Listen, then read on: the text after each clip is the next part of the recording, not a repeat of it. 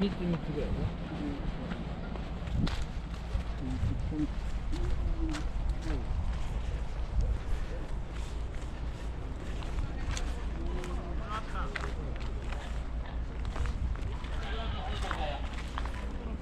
よいしょ。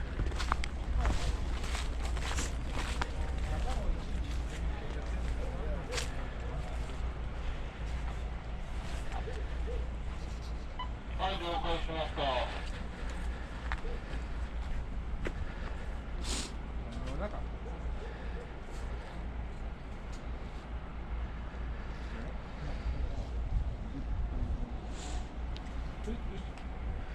藤原から、なんかようわからんもんだけ確認しときや、確認を取って、今向こうで聞いてくれたけど、はい、中に置いてたものを大体聞いたんですよ。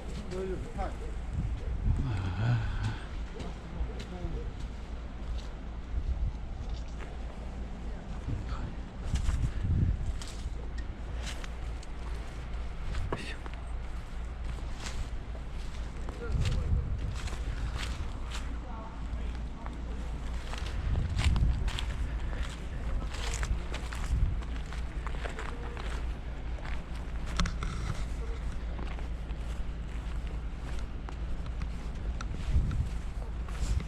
の黒の。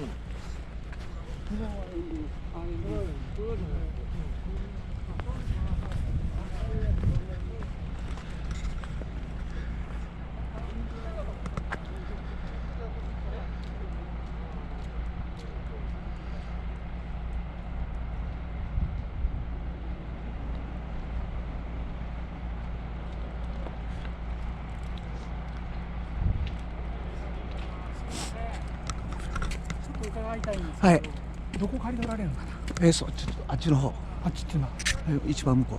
角。こっち側の土地の方とかご存知ない？あ、こんにちは。どうしたんですか？なんか消し忘れですか？消し忘れ？消したつもりは消えてなかったね。あ、そうですか。朝から焚き火して？いや、ここで。ああ、それで飛んだんですね。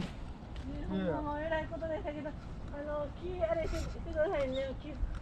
お使い入れませんしてくださいね。もうえらいことですけど。まあね、広がらなくてよかったですね。まあそれだけは本当にね、ほんまですね不幸中の幸いで。本当に。